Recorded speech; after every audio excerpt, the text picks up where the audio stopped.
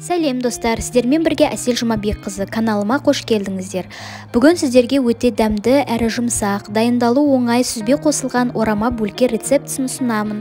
Видеоны жалғастырмас бұрын каналыма қосылуды ұмытпа. Толық рецепт видео астында сақталады.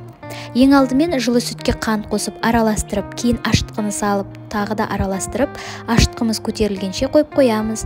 Ашытқы көтерілгеннен кейін оған ерітілген сары май, жұмыртқа қосып араластырып, електен өткізілген ұнды қосып қамыр елей бастаймыз.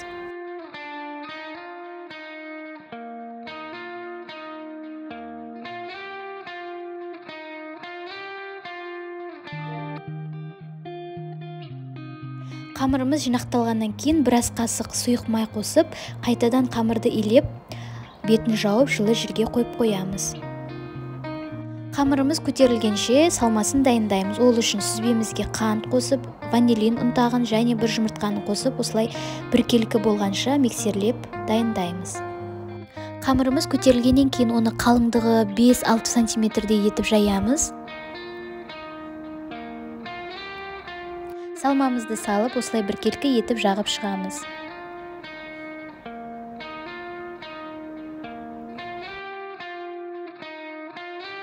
Одан кейін видеодағыдай етіп әдемілеп ораймыз.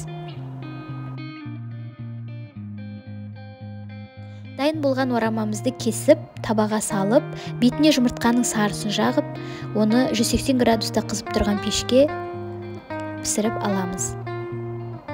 Бөлкелеріміз осындай әдемі болып піседі. Назарларыңызға көп рахмет. Ас болсын, каналыма қосылуды ұмытпаңыз.